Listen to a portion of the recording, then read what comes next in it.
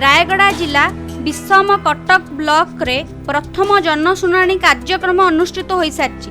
श्रीजुक्त Albert जुक्तांक द्वारा आयोजित एही आयोजन शुणाणी कार्यक्रम रे जोग देइथिले रायगड़ा जिलापाल श्रीजुक्त प्रमोद कुमार बेहेगा, सब कलेक्टर श्रीजुक्त बलराम बंदर, पीआरटीओडी श्रीजुक्त गोस्चांद गोमांग, आरक्षी अधीक्षक डॉक्टर श्रवण कुमार विवेक, एमएडी ममता प्रधान आदि जोग देइथिले। एही कार्यक्रम रे मोट 55टी अभियोग रु 11टी अभियोग थिला बेले गोष्ठीगत 44टी अभियोग थिला।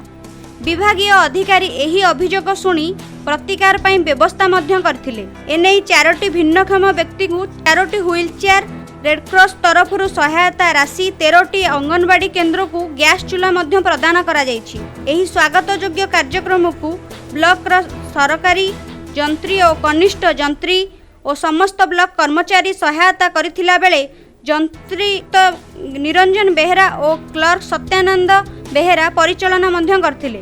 रायगड़ा जिला विषम कटकरू प्रसाद साहू रिपोर्ट, ओडिशा हालचाल।